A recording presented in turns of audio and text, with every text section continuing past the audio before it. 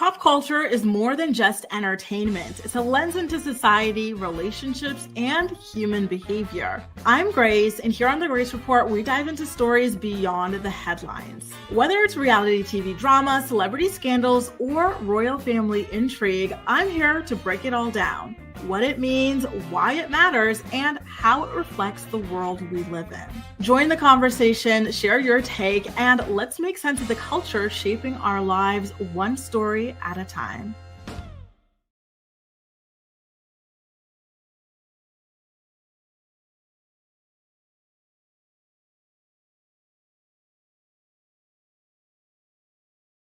Good morning, sunshine. Happy Thursday to ya. Happy Thursday to ya. Listen, I had such a good afternoon, I have to say. I went out to have like a nice little matcha cinnamon roll meeting with a friend of mine. It's actually one of the first friends that I made when I moved over here to Paris, actually. And we're just talking about live YouTube, things like that. And it was a really, really great time. Like, do you know like those like super low maintenance friendships where you see each other a couple of times a year, but every time you see each other, you're supposed to meet up for like 2 hours, but it turns into 4 or 5, like something like that, you know, like it had to be a hard stop because otherwise I could talk to him all day long. So I was telling him about like buying my new camera, trying to figure out like this new tripod, a lighting situation, building out a new deck, all that stuff. And so he's in a similar vein as well. And so it was really cool to be able to connect over that. And I'm looking forward to seeing him again after the holidays because I leave in about a week and a half for the holidays, and like my, final days here in Paris are already like super booked out. His as well. And then we'll be gone for about a week to Sevilla. And then when you come back, it's still holidays. He's going to be away for his own vacation. I think he's going to Portugal.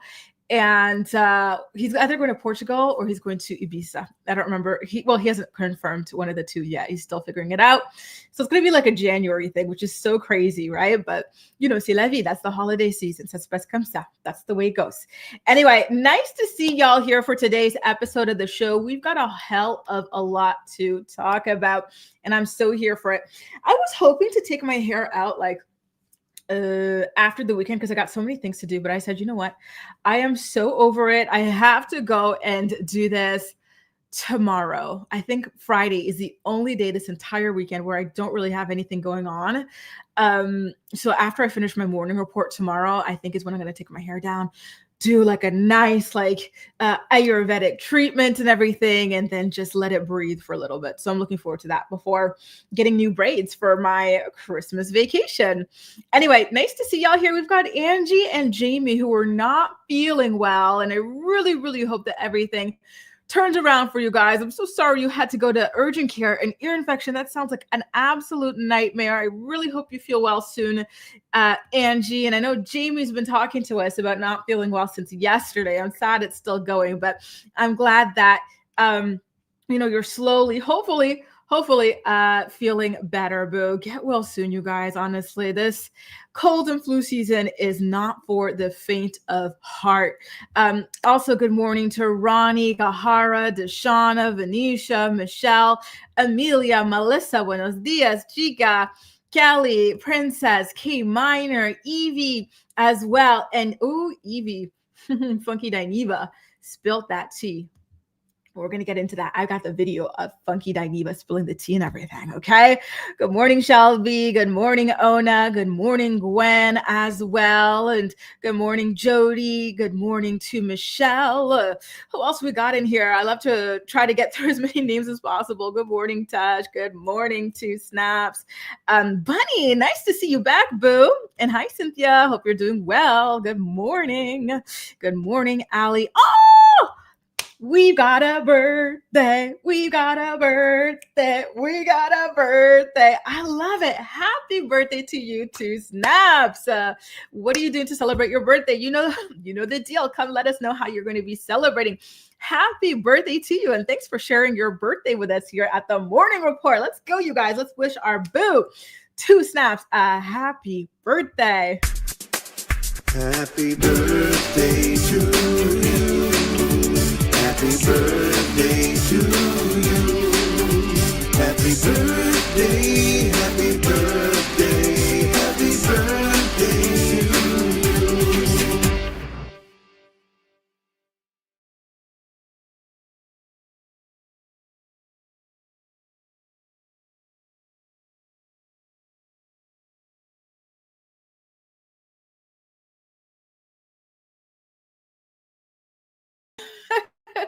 Let me just repeat what I said. I said, you love to see it. Thank you, thank you, thank you, Two Snaps, for being here to celebrate your birthday with us. Two Snaps says he is 42 years old.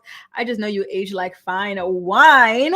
And thank y'all so much for wishing our boo Two Snaps a happy birthday. Wow, how nice to have your birthday fall just before the weekend. Love, love, love it, love it. What are we, Sagittarius season? You are a Sag. Happy birthday, Sag. So nice to be celebrating with you, boo. You guys, why don't we get into the stories for today's episode? We're really going to be raking them in. I know that we're going to be going, and hey, Money Swipers, nice to see you again, by the way, boo. We're really going to be going over. I have to let y'all know right off jump. Okay. We've got to talk about the Todd situation. It turns out that Todd's scheme was to cheat on Kandi, allegedly, right? So Fankita Neva has some information on who Todd's alleged mistress is. Us Weekly Magazine also was the first to report about Todd's wandering peen as well. Then we've got to talk about Monique and all the tea that she's spilling. So, well, actually, some of this tea is really shocking and alarming. So definitely a trigger warning there. She's talking about some of the alleged violence that she experienced in her marriage to Chris Samuels. And she also spilled some tea on the Cookie Monster and how the Cookie Monster is actually so deranged that she was spreading rumors about having an affair with Chris Samuels. Imagine like implicating yourself in that, like running around like, yeah, I'm a mistress to a married man with young kids. Hell, like, huh? Like that basement gutter level, sewage level self-esteem to be running around putting that on yourself. Like nobody wants to be known as a mistress, right? Nobody with healthy self-esteem and boundaries. Anyway, Two Snaps is working. I'm sorry. Listen, we got to look at it from a bright side, right? You're making that money today to spend this weekend to celebrate your birthday. And according to Cami, you are Tyra Banks's birthday twin. So don't forget to smize. I love that. Oh, Lordy, Todd. You know, this is what happens when you give a man a chance sometimes. A man that does not deserve you. Listen, Kandi is a beautiful woman, okay? Maybe Todd didn't feel that way based off the way he was always obsessing about her RHOA co-star Portia, instead of his own wife. But to me, she's a very beautiful woman who has taken such good care of herself. She's such an intelligent woman as well. Cough, cough, that some other people can't say. In my opinion, that counts for a lot, and that goes very far. She's so generous. She was buying him blinged out Rolexes, 6-figure cars, all sorts of things, right? And on top of that, she was letting him slang that D around Atlanta with her permission. Yet he still allegedly decided to do some of that without her permission. Listen, God bless you guys with these open relationships, open marriages and whatnot. But please, please, please think long and hard about it, because one thing about some people, you give them an inch, right? Especially if they only have 1 inch and they need something to help blow up their ego, they will take a damn mile. And this is a classic example of that. It also reminds me of Paula Patton, Robin Thicke. That man was allowed to do anything he wanted, right? And he is a freaky frog. And she was allowing him to do like anything, but with her permission. And what did he do? Something without her permission. Allie says, Todd was trying to pull a Wendy Williams ex-husband, that nonsense Kevin business, right? He really thought that he was going to pull one over on our girl Kandi. Listen, one thing about Kandi is she does not play about her money. So I don't think he's going to be able to get away with what he's trying to, right? To eliminate or invalidate that prenup. Shelby says, when you open your bedroom, is it really such a surprise when someone goes rogue? Exactly. I don't believe in this type of stuff. You guys already know that. I am a prude. I am. I was about to make a joke. Missionary only with the lights off, 30 seconds. No, I'm joking. But I am a prude about this sort of open bedroom, all this other type of stuff. I don't believe in it. You hear too many stories about like the guy pretty much always, right? Running off with one of the people that you've opened your bedroom to, or just a random person, because they now, have just been doing that, thinking and fantasizing about people openly and screwing other people who aren't you. And it's just, I don't know. I don't think it's a good precedent to set, but I digress. Kelly says, so Aunt Bertha was right all along. It was a plot and a scheme. Remember her signature thing. And he absolutely does give K-Fed vibes. Listen, he wants all that child support money. And if he can get more child support in another state, just know that he is going to be fighting to be able to pick up those kids, go to another state, and get some more damn money. Oh, Lord have mercy. Short man with a big head. And now look at him. His head from big to bigger. So let's get into this story. So People magazine is the one that first came out and said, and I quote, Kandi and Todd had been having marriage troubles for a while now. Kandi was not happy because she found out that Todd had been talking to other women behind her back. She had no idea. And so, I wonder if he was trying to use one of those gaslighting excuses like, oh, I wasn't doing this behind your back. I'm allowed to sleep with other women, remember? I was just trying to recruit her and see if you like her, like that sort of a vibe. I would not put it above him to be trying to play with her mind, right? In order to make her feel like it's acceptable that he's running around talking to other women. Kandi has slowly but surely been opening up a little bit more about the demise of her marriage. In fact, just yesterday, she posted a reel which entailed a bunch of photographs of herself, friends, family, over the past year or so, and a caption that explains all of the inner turmoil that she had been going through, despite her big smile in all of these photos and her just showing up and out to be out there to support her people, her village, right? So this is one of the photos that you see in the reel that she posted, and the caption says, and I quote, "This is what I look like when I'm going through something. I show up for my family. I show up for my friends. I show up to handle my business. And I show up with a smile, all while on the inside, I'm emotionally broken. In every pic of this video, I was internally dealing with something life-changing that most of the people in the pics with me had no clue of my inner stress and sadness." That's really heartbreaking. The idea that she was dealing with all this and pretty much nobody knew, that's so devastating. This is not being fake. This is just how I deal with things. I internalize and deal with it alone. I am the poster child for the saying, check on your strong friend because you never know what they are going through. I normally don't like to share stuff like this, but I was listening to this old song that I wrote years ago and felt like it perfectly described how I feel. Listen, Kandi. I love me some Kandi, y'all. I love me some Kandi. So it's really sad to see her in this state. She's such a loving, kind, and listen, this is in my imagination of her because I don't personally know her, but just based off of what I've seen about her over the years, she's such a fair, kind, loving, supportive, just wonderful person. She treated that man like gold. Granted, she allowed her mom to talk some ish about him and his mama, right? And his daddy. However, she was really nice to him personally, right? She was making it rain on Todd, all that stuff. And, she really leveled up his whole entire life. Todd's life would not at all look anywhere near what it looks like today if he didn't marry Kandi, right? All that time he spends in the glam room, speaking on women's business, arguing with women, that's all thanks to Kandi's money. If he was relying on his own money, he would have had to be at work.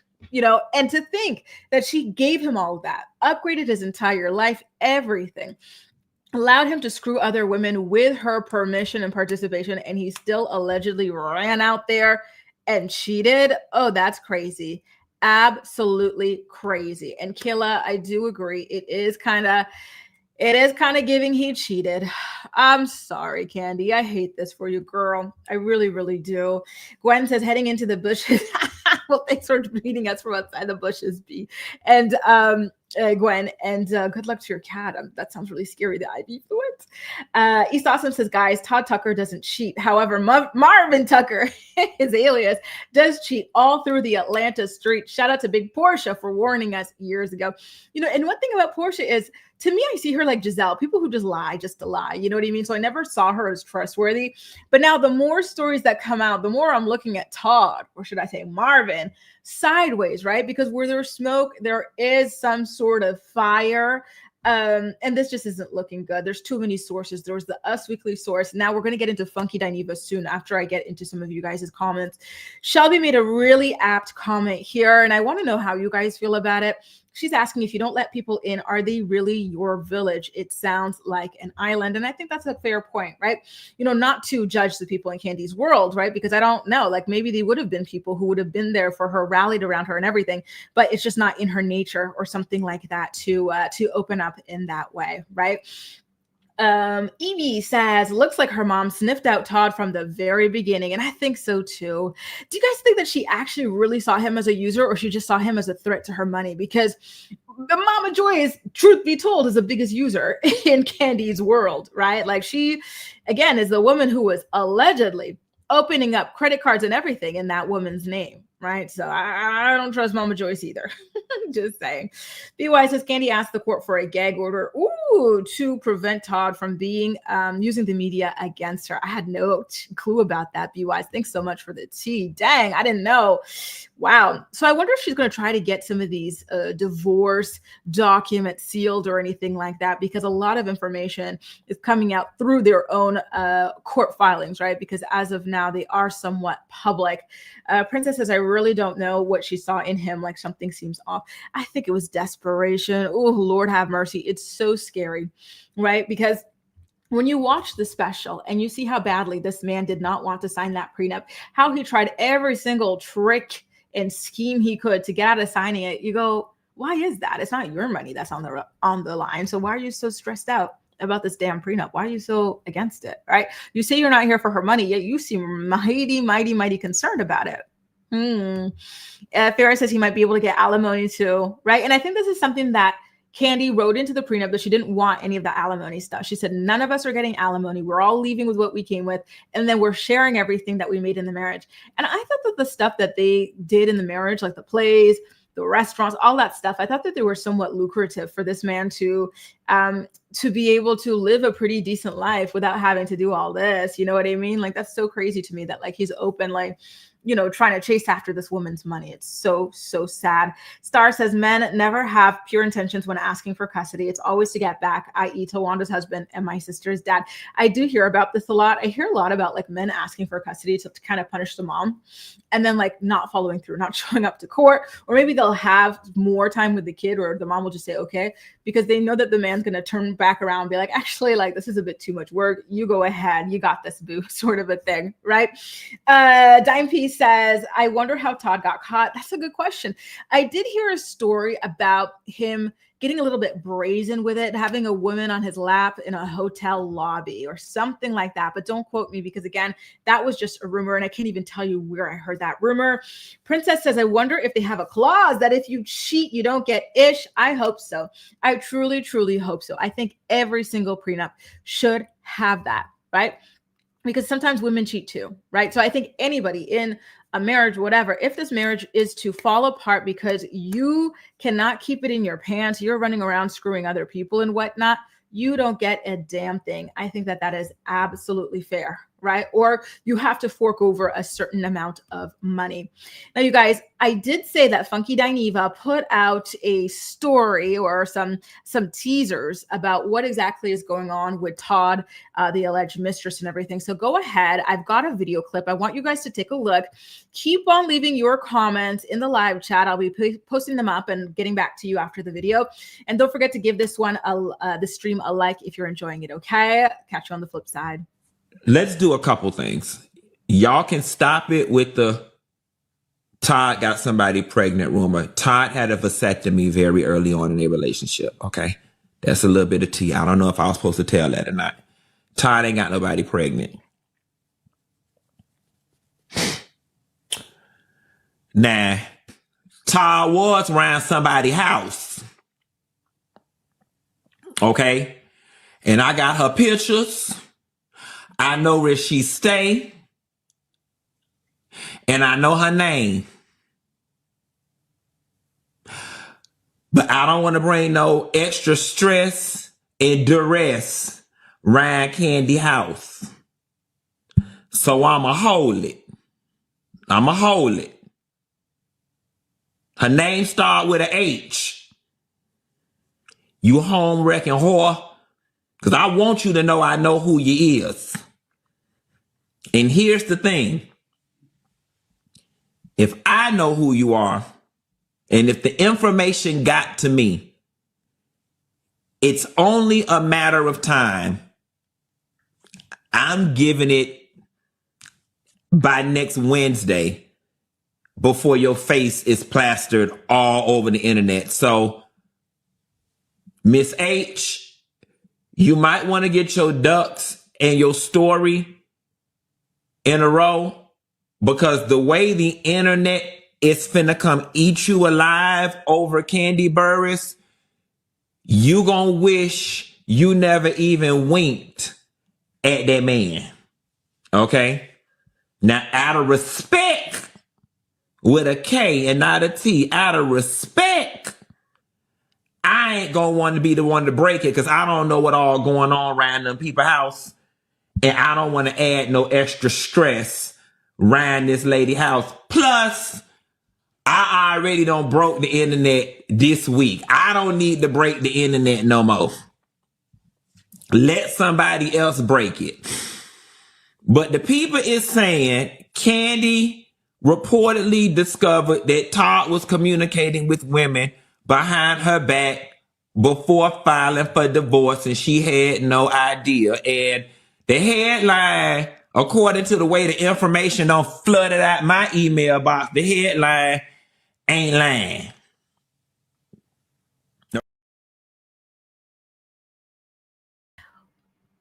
Damn,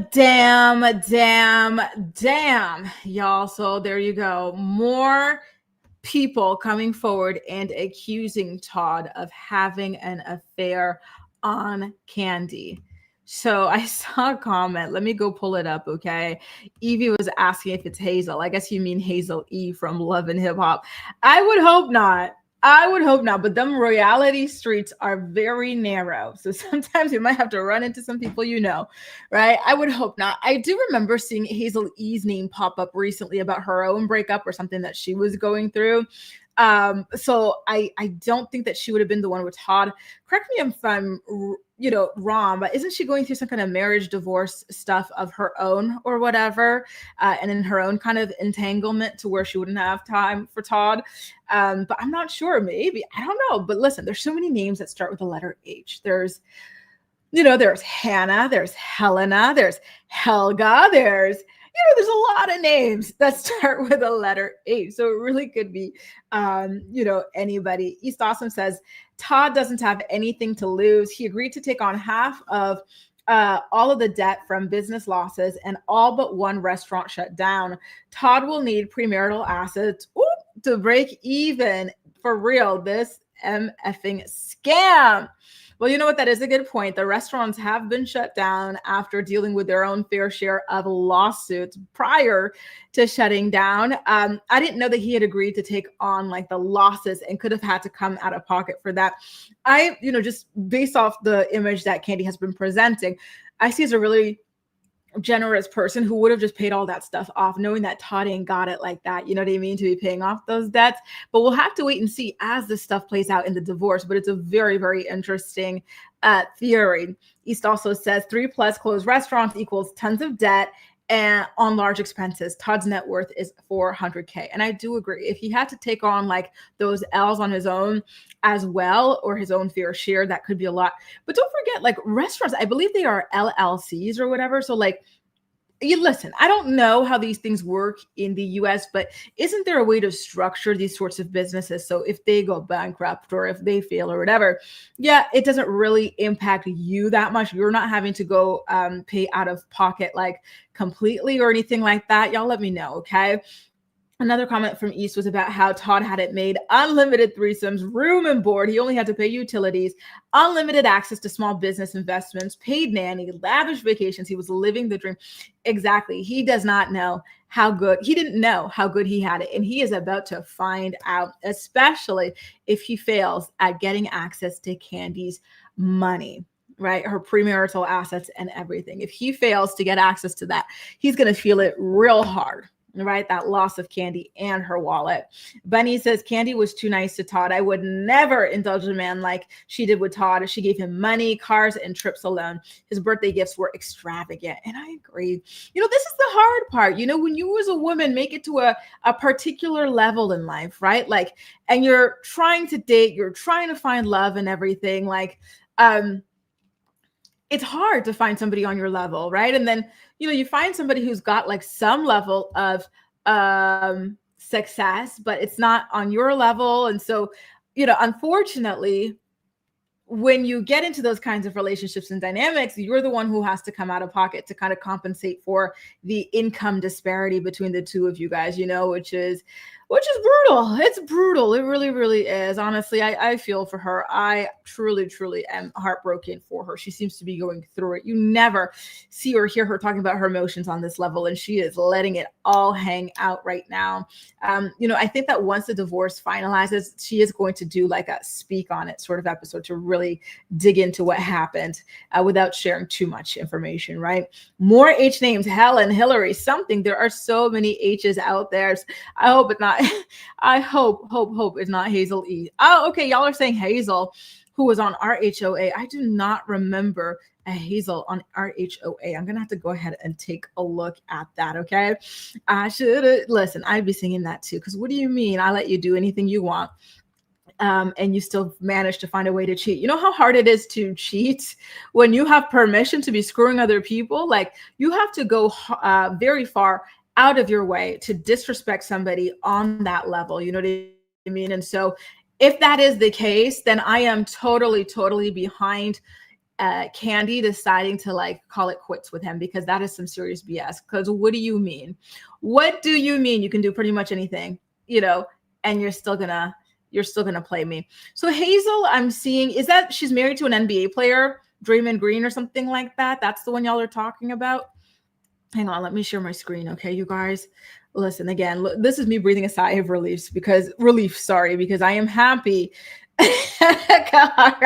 Sorry to anybody named Helen, but this comment made me laugh so hard. Kahara said, Helens are trifling. It's got to be a Helen. That is hilarious. Okay, so let me go ahead and share my screen because I'm seeing a Hazel when I type Hazel RHOA. Again, I really do not remember seeing this girl on the show, but they're saying she's married to a certain Draymond Green. She is a very beautiful. I see her with Kenya over here. Is that the one that y'all are talking about? That could be a chick, but she's married. Why would she be trading up a tall NBA player for Todd? That I'm having a hard time with that. I got to say, y'all. East also said Todd and Kandi agreed to share profits and losses equally 50-50. They were doing that before marriage. I recently rewatched the 5-part wedding special on Peacock. Listen, I'm so close to finishing. I got to finish that. Thanks so much for reminding me. I was so burnt out yesterday. I was supposed to go back to the gym, but I just couldn't even move. We want to go into a little pizzeria up the street. We were supposed to go to this African restaurant. Y'all know I love me some African food. I wanted some loco, so fried plantains, but I was so tired I couldn't even do that. I was like, all right, we'll get some damn pizza. Oh, Lord have mercy. This is so brutal. Again, Kandi, I really feel for you, especially if this stuff is true. This is terrible. Becky says he used to know he had it made. His ego took over and he thinks he's bigger than Kandi. Loser. And I agree. You saw like the venom, you saw the vitriol, you saw the jealousy, you saw the bruised ego in all of those lame ass, what do you call it? Those videos they were posting on, from those glam room conversations. Like, what the hell is a man doing in a glam room criticizing women all day? You know what I mean? Like, go get a damn job. Like, this is so freaking weird. Why did he even want to be in there talking to them all day, every day? Like, it's just such loser behavior. I'm sorry, but go find something to do. Damn. You guys, anyway, I'm going to continue to keep an eye on this story. Funky did say that more information about the alleged mistress was probably going to come out by the middle of next week.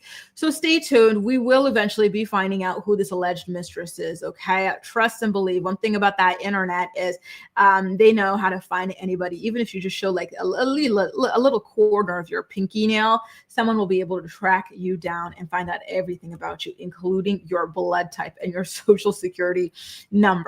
Okay.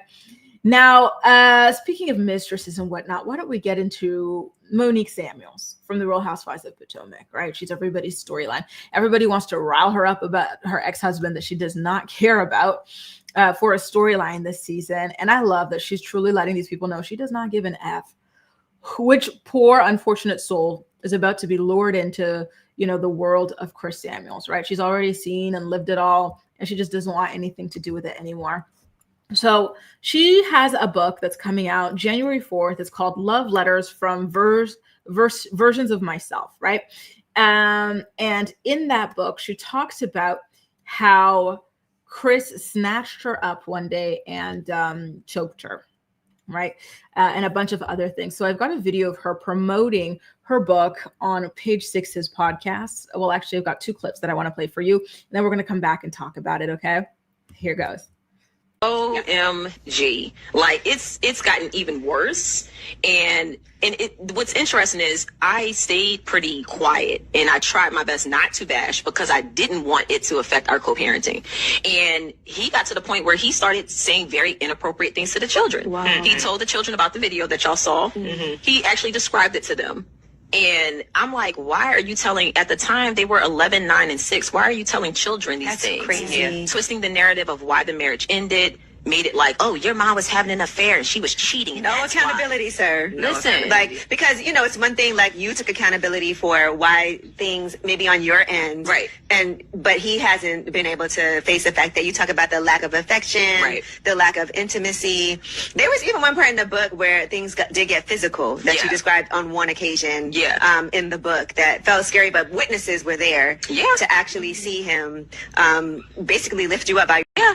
And it's crazy because I think what had me the most was me rationalizing things afterward, you know? And it's like, well, I did kind of egg it on. I did kind of instigate it. And it's just like, all right, I'm going to just let it go. Right. And when you're in a marriage and when you've seen it growing up, it's almost like, yo, like, this is normal. Like, okay, we'll get over it. And that was one of the biggest things that led me to get to that point where I was like, you know what, I can't do this anymore. When I started to think about the fact that my children are witnessing me have behavior that's opposite of what I preach to them, which is self-love. And they're watching me run myself and deplete myself into the dirt. And this is being allowed, you know, and I felt like I just had to keep proving myself. And I'm like, wait, but we're married. Why should I have to prove myself to a person? You know, and we're supposed to be equal. So it's just been a very difficult situation. But the reason why I speak out and I'm talking more and more about it now is because I felt so alone going through it. I didn't realize that there were other people that had the same experience.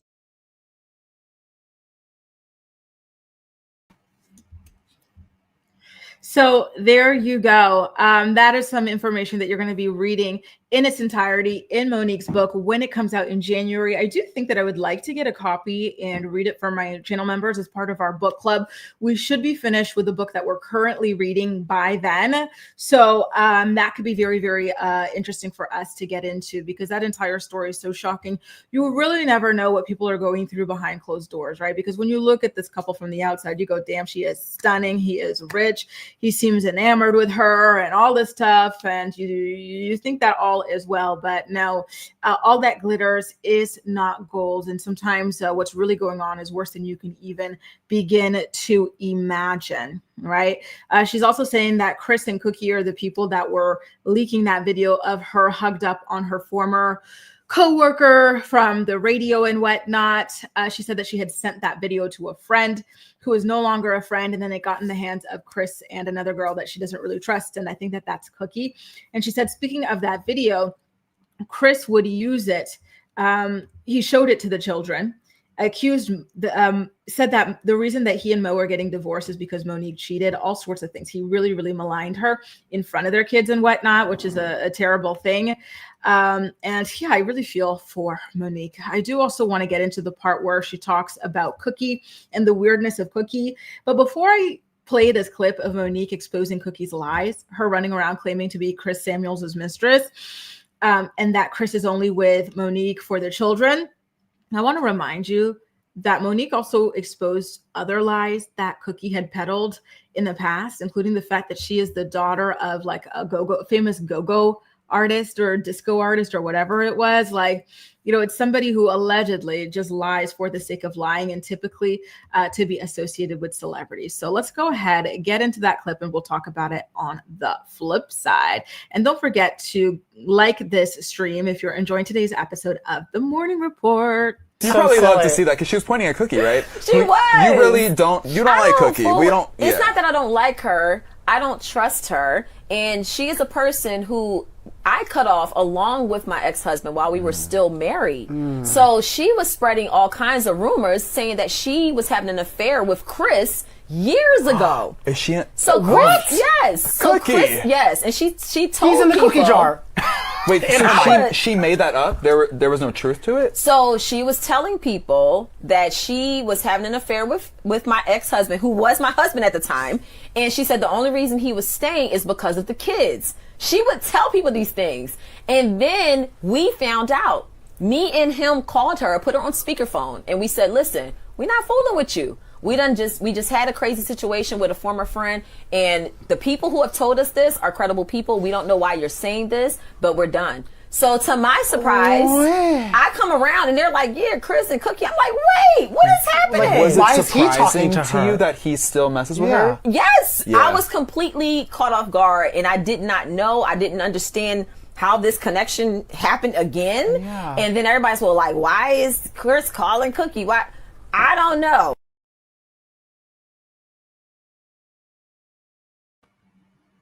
So there you go, you guys. Monique is putting the Cookie Monster on blast. And I think, this gives a lot more context, right? So between the information that she shared about Chris allegedly getting, physically violent with her on at least one occasion, it makes sense as to why she does not give a crap. She's not feeling any kind of jealousy because she knows what the man is capable of, right? And she's already experienced it, and like she's closed her heart to him completely.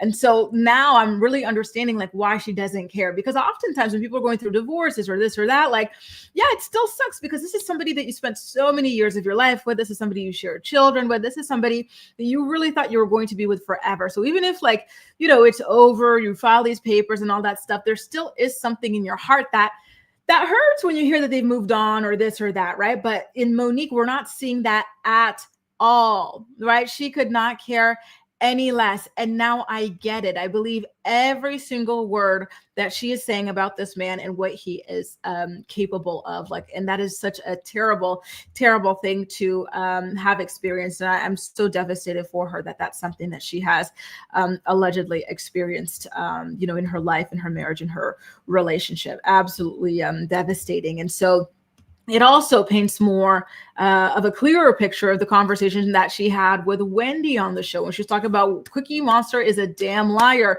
Y'all need to stop taking her word as gospel. She is a weirdo. She pretends to be related to people.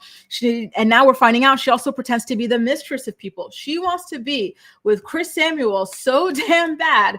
And so now I understand why Cookie is so upset with Stacey, because, even when Cookie is talking about Stacey this, Stacey that, I'm like, why do you care, Cookie?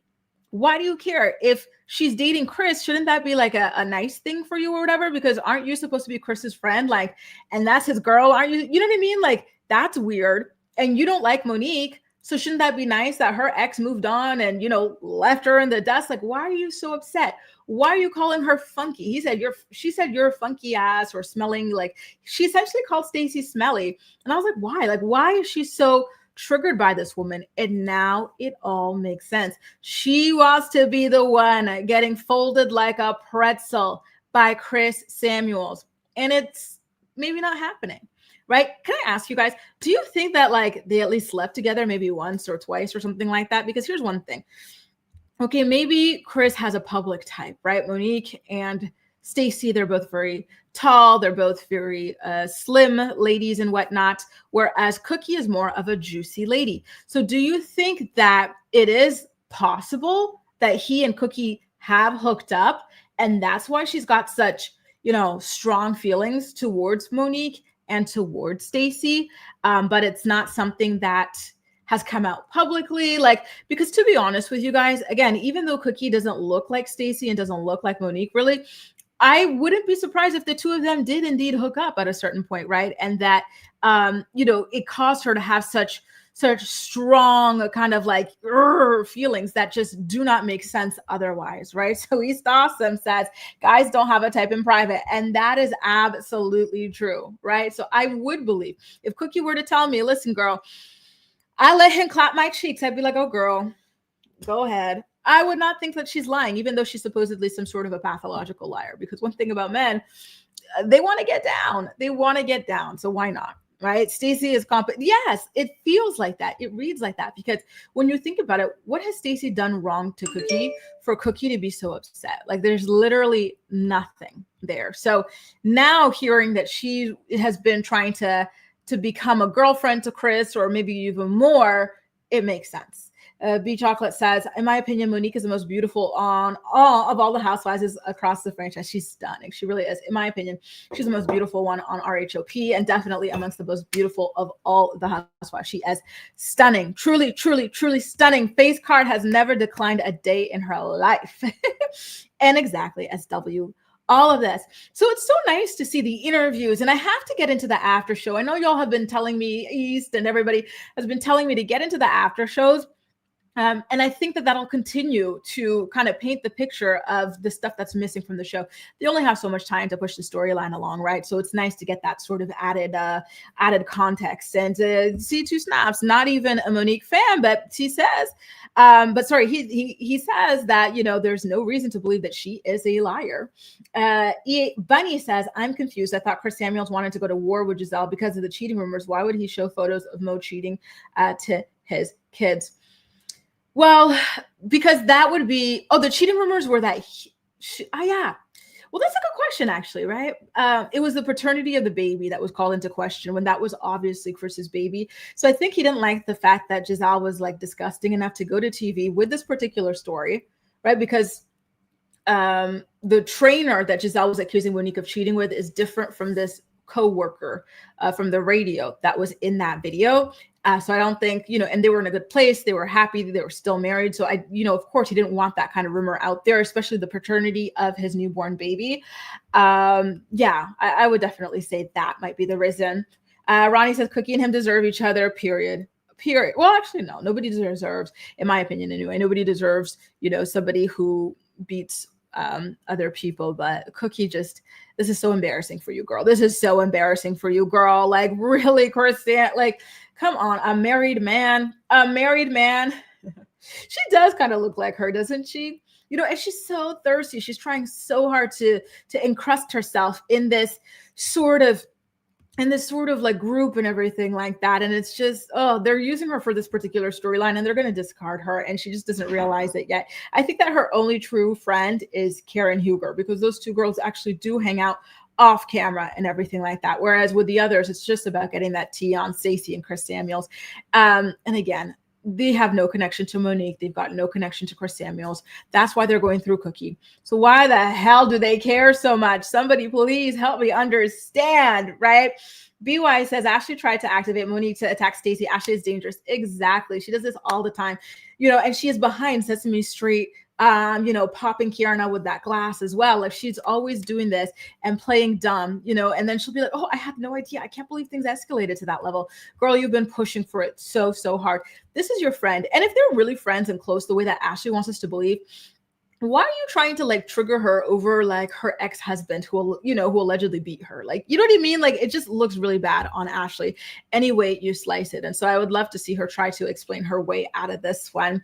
When he says maybe next time keep it in your pants. Exactly. Right. That's all and I think this is in regards to the Todd. That's all he had to do. East Awesome says, meanwhile, all of Chris's kids look like him with a few of Monique's features. Exactly. Especially the little one that Giselle was trying to pass off as another man's child. Right. And apparently when Candace exposed her, apparently something that Giselle said was, damn it, like, you know, we're not going to be able to use that storyline because that kid, there's no way, there's no denying that is Chris's child, right?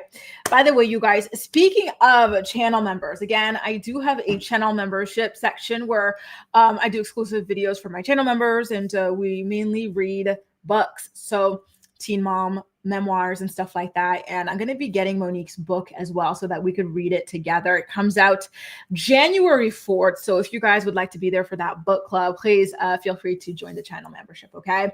So shout out to Kandi. Thank you so much for joining the channel membership. And thanks so much to Skies the Limit Consulting as well for joining the channel membership. Can't wait to see y'all over there.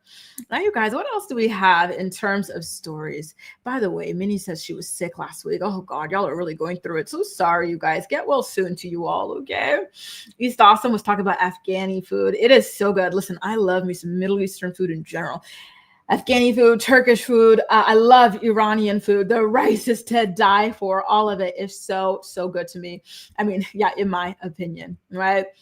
Okay, you guys, I'm going to take a look and see what story we have next. It's not even our final story of the day. Listen, I told y'all we're going to be going over an hour. Okay, so hopefully y'all have some time for me today. Hi to Jaleesa and Random Handle as well. Thanks so much for joining us for today's episode of the show. Listen, it's better late than never. So nice to see y'all here. Now, let's get into our Kim Kardashian story, okay, you guys? So Kim Kardashian was accused of faking her Parisian robbery by pretty much everybody, right? And I feel bad. I got to be honest. I really thought it was a publicity stunt because this family, they do a lot of things for publicity, right? And they're known to do a lot of things for publicity throughout the entire span of their career, including makeup, different lies and whatnot. However, Kim has since been very adamant, and she's gone to court and everything in regards to the 2016 robbery that she suffered in Paris. And so, a lot of the public did think that it was a publicity stunt and it wasn't real and all sorts of things, right? Because it didn't make sense that somebody so rich and famous would be, in a hotel with no security. And so very, very sad, very, very devastating story. I don't want to go into the details of what exactly happened, but according to Kim, in the latest episode of The Kardashians, she says that Kanye West actually was somebody who told her that she faked her robbery and that he did not believe her, and that was something that truly, truly devastated her and was a low point in their marriage. She said, and I quote, "My ex-husband had said, and you faked your robbery for a TV show. And he said that in front of all these people. That was a knife to my heart." And you see her tear up in the episode. She also followed it up with, "Just to think that someone wouldn't believe you, that's so close to you, that should know you, that should know how much that affected your life. It just really bothered me. You don't know who I am." Kind of after all, sort of a situation, right? And so, with her coming to Paris and everything like that recently to go through the court process of getting these people to face justice and whatnot, she said that she felt so great to finally be able to go to trial and face these people and hear their accounts and apologies. I'm like, see, guys, it was real. I'm happy it's over. And so, it was a lot. Our girl went through a lot, you guys. And again, I have to be honest, I really, really did not believe it was real. I just could not fathom that she would be kind of like a sitting duck like that with no security around her or anything like that. But ultimately with her going to court, with people being condemned and everything like that to jail time, to prison time and whatnot, kind of this money heist sort of gang and everything like that being exposed, it did indeed happen. And so, yeah, I definitely do want to publicly apologize to Kimberly Noel Kardashian for not believing her about that when the news first came out. But and I'm also quite sad to hear that her own husband also didn't believe her. And in fact, I'm actually quite surprised to hear that he didn't believe her because based off the way he was acting and everything that he was doing and the public information he was sharing, it seemed like he believed her, and that incident in that moment rattled him as well and shook him up as well. So I just don't understand how he was acting that way publicly, yet privately he's out here telling her, you're a liar, it didn't happen, it's not real. That's crazy. That's absolutely crazy, right? Public persona versus private persona. Oof. Storm says, I wouldn't put it past Kim, but it would be a slap in our faces that felt her pain when she was crying and all. If so, she should be prosecuted to the fullest extent of the law, right? But ultimately, with the people who actually did rob her and everything like that being held accountable and whatnot, it most definitely did happen.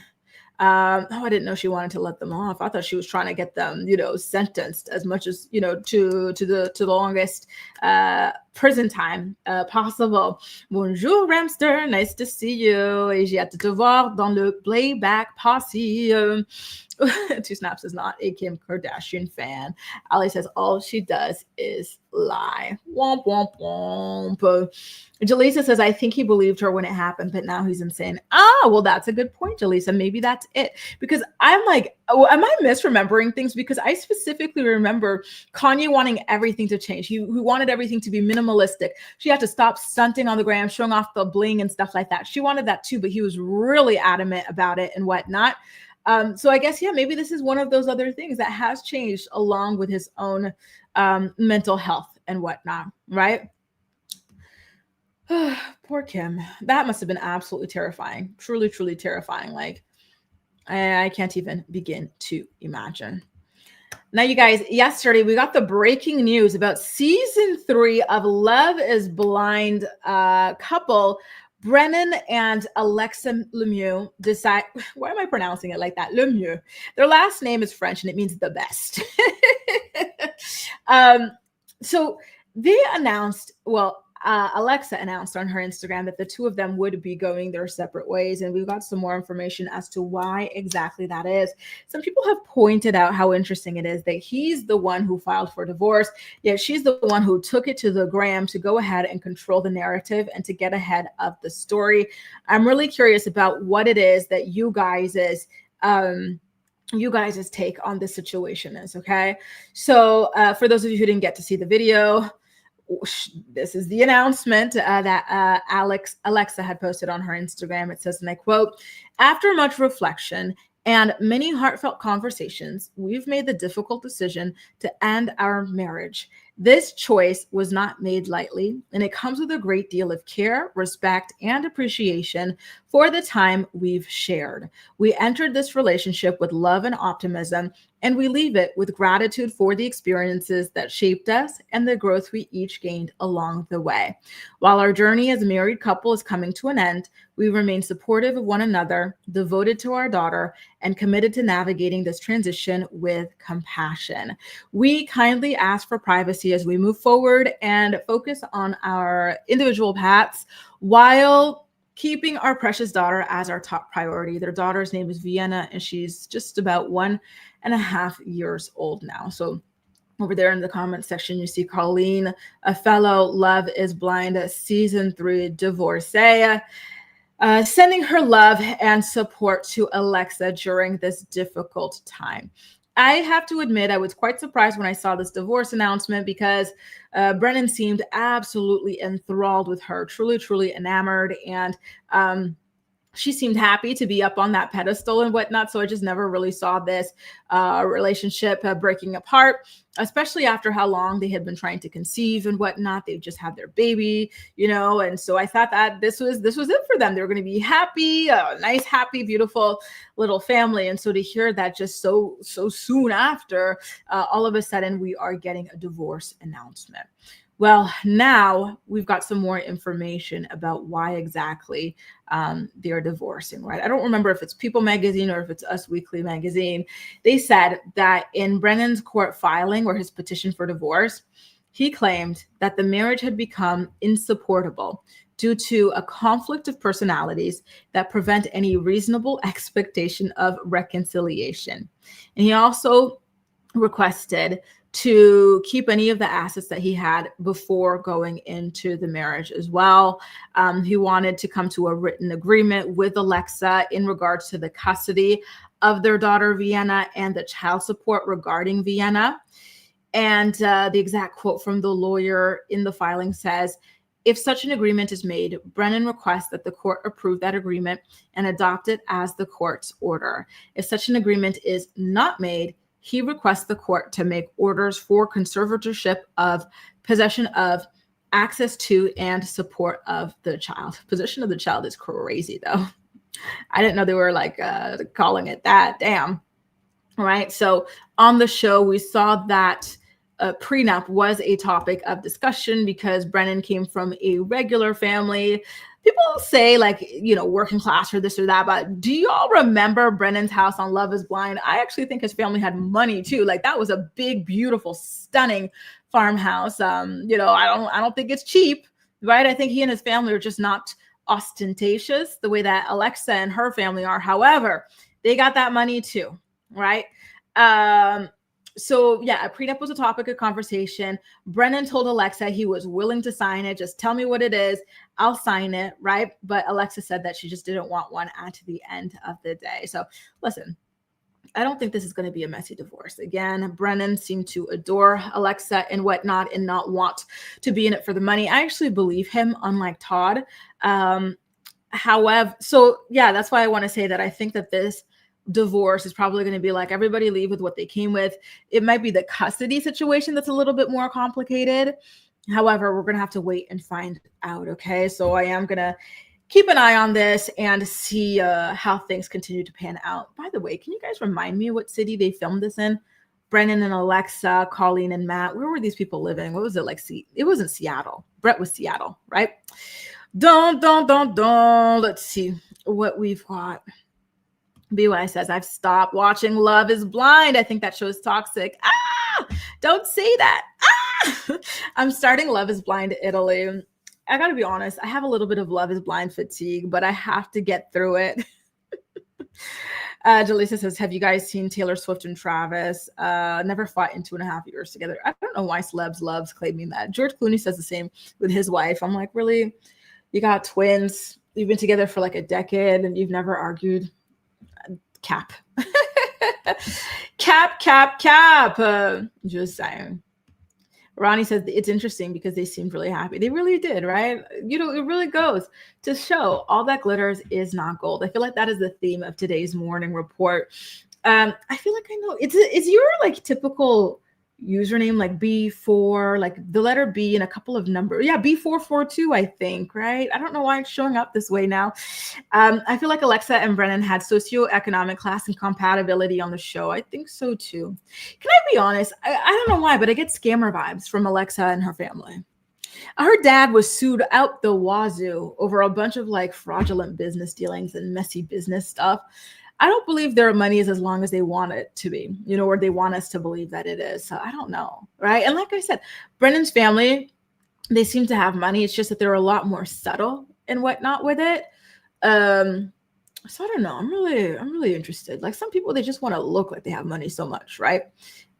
Bree, thank you. I'm like, I know it starts with a B. Where is it? Damn, thank you. Bree. I have to say it like 10 times so I don't forget. Bree. Thanks, Boo.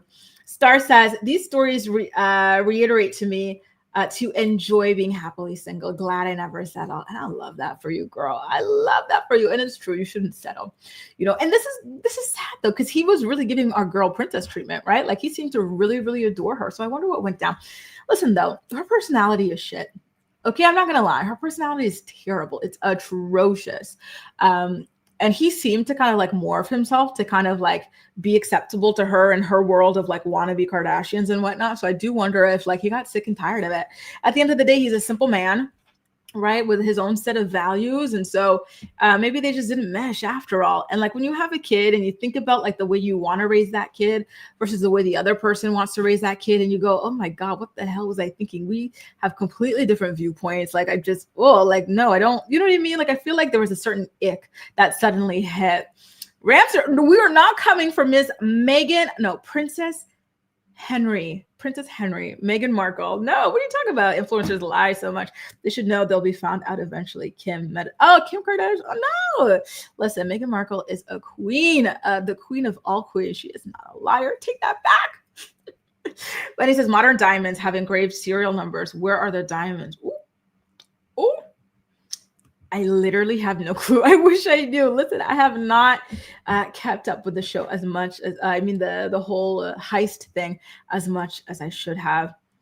Jaleesa says, Love is Blind is so boring. After season 1, I couldn't stick to it. Damn, y'all really don't care about this like that. Like, there have been such good seasons. I'm so sad y'all aren't really watching it like that. Thank you, Shay. Okay, so they were in Dallas, Texas. Listen, Texas seems so cool. Dallas, Houston, all of it. It seems so cool. Listen, good luck to the two of them. I think they'll be fine. I think that Brennan's going to be able to remarry quickly. He's going to find himself a nice little blonde girl who wears a cowboy hat with like one of those, you know, flowy dresses and some cowboy boots. What's the name of that lady Charlie Kirk's widow like that. I think he'll find himself a chick like that. Ali says they probably don't fight because it's a contract. And he has wanting any poorly written songs about him. He doesn't want any. You know, speaking of this like relationship being a contract, I have something in mind about it. And I really want to find the time to make that video. I want to put up some documentary videos while I'm away in Spain for Christmas. And I have to write a note to self about that relationship and all the fakeness of it.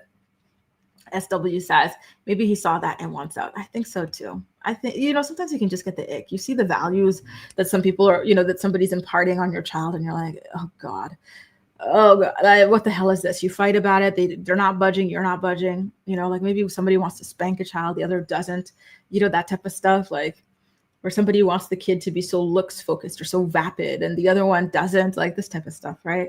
Which people, Ali, you really don't believe her. Damn. Ali is not here for Kim at all. Damn.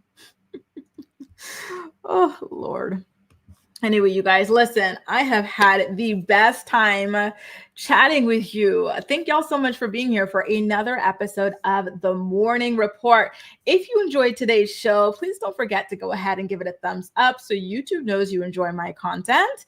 And, you know, as usual, I'm really, really looking forward to being back tomorrow morning at 10 a.m. Eastern Standard Time to talk more about the day's hottest stories. Take good care of yourselves and enjoy the rest of your day. Bye.